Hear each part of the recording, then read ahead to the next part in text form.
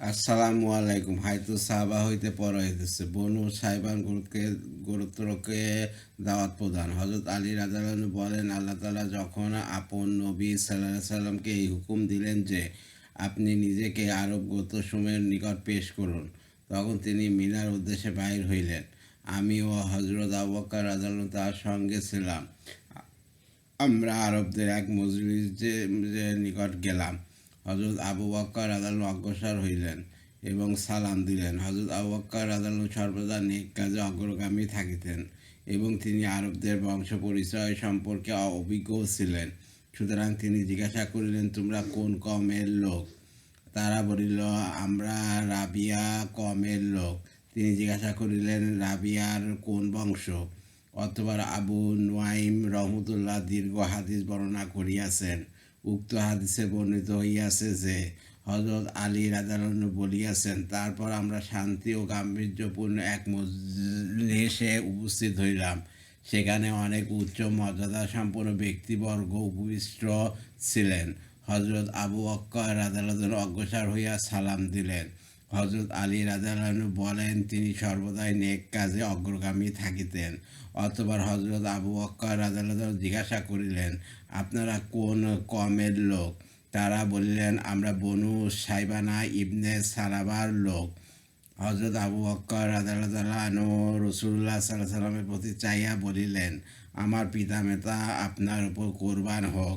এই কওমের মধ্যে উহাদের অপেক্ষা সম্মানিত আর কেউ নাই। উক্ত মজলিসে মাফরুক ইবনে আমর, হানি ইবনে কাবিসা, মুসান্না ইবনে হারেসা ও নোমান ইবনে শরিক উপস্থিত ছিল। তার মধ্যে মাফরুক ইবনে আমর হযরত আবু বকর রাদিয়াল্লাহুর নিকট সর্বনিকটবর্তী ছিল। তাদের মধ্যে মাফরুকি কথাবার্তায় সকলের উপরে ছিল। তাহার চুলের দুইটি দীর্ঘ ঝুঁটি বুকের উপর ঝুলিয়া ছিল। যেহেতু মাফরুকি সকলের মধ্যে হযরত আবু বকর রাদিয়াল্লাহুর নিকটবর্তী ছিল, সুতরাং হযরত আবু বকর রাদিয়াল্লাহু তাকে জিজ্ঞাসা করিলেন, তোমাদের সংখ্যা কিরূপ?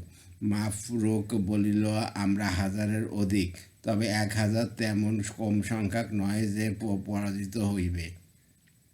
তিনি জিজ্ঞাসা করিলেন, তোমাদের প্রতিরক্ষা ব্যবস্থা কীরূপ? মাফরুক বলিল, আমাদের কাজ হইল চেষ্টা করা আর বিজয় লাভ করা, তো প্রত্যেক কওমের আপন ভাগ্যের উপর নির্ভর করে। হযরত আবু বকর রাদিয়াল্লাহু জিজ্ঞাসা করিলেন, তোমাদের ও তোমাদের শত্রুর মধ্যে যুদ্ধের অবস্থা কীরূপ হয়? মাফরুক বলিল, যুদ্ধের সময় আমরা সর্বাধিক ক্রোধান্বিত হই, আর ক্রোধান্বিত হইলেই আমাদের আক্রমণ প্রচণ্ড রূপ ধারণ করে। আমরা উন্নত মানের যুদ্ধে ঘোড়াকে সন্তানের উপর এবং যুদ্ধ অস্ত্রকে দুগ্ধবতী উটের উপর প্রাধান্য দিয়া থাকি। তবে সাহায্য আল্লাহর পক্ষ হইতে আসিয়া থাকে। কখনো আমাদেরকে সাহায্য করেন, আবার কখনো আমাদের বিপক্ষে করেন। আপনি মনে হয় কুরাইশি বংশীয়। হযরত আবু বকর রাদিয়াল্লাহু বলিলেন, কুরাইশ বংশে একজন আল্লাহর রাসূল আবির্ভূত হইয়াছেন বলিয়া যদি তোমরা সংবাদ পাইয়া থাকো, তবে উনিই সেই ব্যক্তি। মাফরুক বলিল, হা, আমরা এই সংবাদ পাইয়াছি যে কুরাইশের মধ্যে এক ব্যক্তি আল্লাহ রাসূল বলিয়া দাবি করিতেছেন। তারপর সে রাসূলুল্লাহ সাল্লাল্লাহু আলাইহি ওয়াসাল্লামের প্রতি ফিরিয়া চাইল এবং বলিল, হে কুরাইশি ভাই, আপনি কিসের প্রতি দাওয়াত দিয়া থাকেন? রাসূলুল্লাহ সাল্লাল্লাহু আলাইহি ওয়াসাল্লাম অগ্রসর হইয়া বসিলেন এবং হযরত আবু বকর রাদিয়াল্লাহু দ্বারা নিজ কাপড় দ্বারা তাহাকে ছায়া করিলেন। তারপর রাসূলুল্লাহ সাল্লাল্লাহু আলাইহি ওয়াসাল্লাম বলিলেন, আমি তোমাদেরকে এই দাওয়াত দিতেছি যে তোমরা সাক্ষ্য দাও যে এক আল্লাহ ব্যতীত আর কোনো মাবুদ নাই এবং আমি আল্লাহর রাসূল। আর তোমরা আমাকে আশ্রয় দাও, আমার হেফাজত করো এবং আমাকে সাহায্য করো, যাহাতে আল্লাহ তাআলা আমাকে যা কিছু আদেশ করিয়াছেন তা আমি তাহার পক্ষ হইতে পৌঁছাইতে পারি। কুরাইশগণ আল্লাহর দ্বীনের বিরোধিতা করিয়াছে এবং তাহার রাসূলকে অস্বীকার করিয়াছে এবং হকের পরিবর্তে বাতিল লইয়া সন্তুষ্ট হইয়া গিয়াছে। তবে আল্লাহ তাআলাও কারোর মুখাপেক্ষী নয়, তিনি সর্বাবস্থায় প্রশংসার যোগ্য। মাফরুক বলিল, হে কুরাইশি ভাই, আপনি আর কি দাওয়াত দিয়া থাকেন? রাসূলুল্লাহ সাল্লাল্লাহু আলাইহি ওয়াসাল্লাম কুরআন শরীফ হইতে এই আয়াত তেলাওয়াত করিলেন। অর্থ, আপনি বলুন, আজ আমি তোমাদেরকে ওই সকল বিষয়গুলি পড়িয়া শোনাই যেগুলো তোমাদের রব তোমাদের জন্য হারাম করিয়া দিয়াছেন। তা এই যে আল্লাহ তাআলার সহিত কোনো বস্তুকে শরীক করিও না, আর পিতামাতার সহিত সদ্ব্যবহার করিবে এবং নিজেদের সন্ততিকে দারিদ্র্যের কারণে হত্যা করিও না। আমি তোমাদিগকে এবং ইহাদেরকে রিজিক দান করিব। আর নির্জনতার নিকটেও যাইও না, তা প্রকাশ্যেই হোক আর গোপনেই হোক। আর যাহাকে হত্যা করা আল্লাহর হারাম করিয়াছেন তাকে হত্যা করিও না, কিন্তু হকভাবে অর্থাৎ শরিয়াত অনুযায়ী। তিনি এই বিষয়ে তোমাদেরকে নির্দেশ দিয়েছেন যেন তোমরা বুঝো। কি আমি এতিমের ধন সম্পদের নিকটেও যাইও না, কিন্তু এইরূপে যা উত্তম হয় সে পর্যন্ত না তারা স্বাবলক হয়, আর পরিমাপ ও ওজন ঠিকভাবে সম্পন্ন করিও ন্যায়ের সহিত। আমি কোনো মানুষকে তার সাধ্যাতীত কষ্ট প্রদান করি না। আর যখন তোমরা সাক্ষ্য মীমাংসার কথা বলো তখন ন্যায়ের প্রতি লক্ষ্য রাখিও, যদি সে ব্যক্তি আত্মীয় হয়। আর আল্লাহর সহিত যে অঙ্গীকার করো উহা পূর্ণ করিও। এই সকল বিষয় আল্লাহ তাআলা তোমাদেরকে নির্দেশ দিয়েছেন যেন তোমরা স্মরণ রাখো।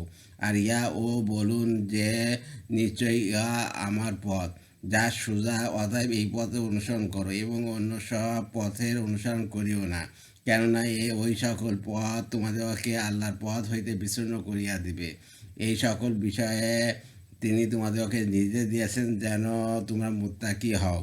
মাফরুক বলিল, হে কুরাইশি ভাই, আর কি দাওয়াত দেয়া থাকেন? খোদার কসম, ইহা কোনো জমিনবাসীর কালাম নয়, কারণ তাহাদের কালাম হইলে আমরা উহা সম্পর্কে পরিচিত হইতাম। রাসূলুল্লাহ সাল্লাল্লাহু আলাইহি ওয়াসাল্লাম এই আয়াত তেলাওয়াত করিলেন। অর্থ: নিঃসন্দেহে আল্লাহ তাআলা ন্যায় নিষ্ঠা ও পরোপকার করা এবং আত্মীয় স্বজনকে দান করার আদেশ করিতেছেন, আর অশ্লীলতা, অসংগত কাজ ও অবাধ্যতা করিতে নিষেধ করিতেছেন। আল্লাহ তাআলা তোমাদেরকে উপদেশ দেন যেন তোমরা উপদেশ গ্রহণ করো। মাফরুক বলিল, হে কুরাইশি ভাই, খোদার কসম, আপনি উন্নত চরিত্রাবলী ও উত্তম আমলের প্রতি দাওয়াত দিয়াছেন। আর যাহারা আপনাকে মিথ্যাবাদী বলিয়াছে, আপনার বিরুদ্ধে পরস্পর সাহায্য করিয়াছে, তারা অবশ্যই ভ্রান্ত কথা বলিয়াছে। মাফরুক যেন চাইতেছিল যে হানি ইবনে কাবিসাও এই আলোচনায় অংশগ্রহণ করুক। সুতরাং সে বলল, হানি ইবনে কাবিসা আমাদের মুরব্বী ও আমাদের ধর্মীয় বিষয়ে দায়িত্ব তার উপর ন্যস্ত। হানি বলিল, এ কুরাইশি ভাই, আপনার কথাবার্তা আমি শুনিয়াছি এবং আমি উহা সত্য বলিয়া স্বীকার করিতেছি, কিন্তু আমার অভিমত এই যে আপনার সহিত উহা আমাদের প্রথম বৈঠক। ইতিপূর্বে আপনার সহিত আমাদের সাক্ষাৎ হয় নাই এবং আগামীতে কি হইবে জানা নাই। তদুপরি আমরা আপনার ব্যাপারে এবং আপনি যে দাওয়াত দিয়াছেন উহার পরিণতি সম্পর্কে এখনও কোনো প্রকার চিন্তা ভাবনা করিবার অবকাশ পাই নাই। অতএব এই মুহূর্তে নিজেদের ধর্ম পরিত্যাগ করিয়া আপনার দিন গ্রহণ করা তো আপনার অনুসরণ করা একটি ভুল সিদ্ধান্ত ও ক্ষীণ বুদ্ধিমত্তার কাজ ও অদূরদর্শিতার পরিচালক হইবে। তাড়াহুড়া করলে ভুল হইবার সম্ভাবনা থাকে। উপরন্তু আমাদের কওমের অনেকে এখানে অনুপস্থিত রহিয়াছে। তাদের অবর্তমানে আমরা কোনো ওয়াদা অঙ্গীকার করাকে পছন্দ করি না। তবে আপনিও ফিরিয়া যান আর আমরাও ফিরিয়া যাই। আপনিও চিন্তা করুন, আমরাও চিন্তা করি। হানি যেন চাইতেছিল যে মুসান্না ইবনে হারিসাও এই আলোচনায় অংশগ্রহণ করুক। সুতরাং সে বলল, উনি মুসান্না আমাদের মুরব্বী ও আমাদের যুদ্ধ পরিচালনার ভার তার উপর ন্যস্ত।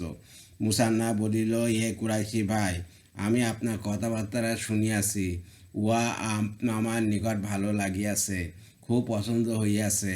তবে আমার জবাবও তাহাই যা হানি ইবনে কবিসা দিয়াছে, কারণ আমরা ইয়ামামা ও সামামা এই দুই সীমান্তের মাঝে বসবাস করিতেছি। রাসূলুল্লাহ সাল্লাল্লাহু আলাইহি ওয়াসাল্লাম জিজ্ঞাসা করিলেন, এই দুই সীমান্ত কি রকম? মুসান্না বলিল, একদিকে উপকূলীয় স্থলভাগ ও আরবের জমিন, আর অপরদিকে পারস্য ভূখণ্ড ও কিসরার নহরসমূহ। আমরা কিসরার সহিত এই সত্ত্বে আবদ্ধ হইয়া সেখানে বসবাস করিতেছি যে আমরা নতুন কিছু উদ্বোধন করিব না বা কোনো নতুন বিষয় উদ্বোধককে সেখানে আশ্রয় দিব না। সুতরাং আপনি যে বিষয়ে আহ্বান জানাইতেছেন, খুব সম্ভব বাদশাগণ তাহা পছন্দ করিবেন না। অবশ্য আরবের পার্শ্ববর্তী এলাকায় অপরাধী ব্যক্তির অপরাধ মার্জনা করা হয় এবং তার ওজরও গ্রহণ করা হয়, কিন্তু পারস্য দেশের পার্শ্ববর্তী এলাকায় অপরাধীর অপরাধ মার্জনা করা হয় না বা তাহার কোনো ওজরও গ্রহণ করা হয় না। অতএব আপনি যদি চান যে পার্শ্ববর্তী এলাকায় আমরা আপনাকে সাহায্য করি, তবে আমরা তাহা করিতে প্রস্তুত আছি, কিন্তু পারস্যদের পার্শ্ববর্তী এলাকায় আমরা আপনার সাহায্য করিতে পারিব না। হাইদুস সাবাব রাদিয়াল্লাহু আনহু হইতে পড়া হয়েছে আমার ইউটিউব চ্যানেল রিপন কুরাস। ওইটাকে আপনারা সাবস্ক্রাইব করবেন আর লাইক কমেন্ট শেয়ার দেবেন আমার ভিডিওতে। আর রিপন কুরাল হাসান ফেসবুক পেজ, ওইটাকে আপনারা ফলোতে রাখবেন। সবাই ভালো থাকবেন, সুস্থ থাকবেন এবং স্বাভাবিক থাকবেন। আল্লাহ হাফেজ।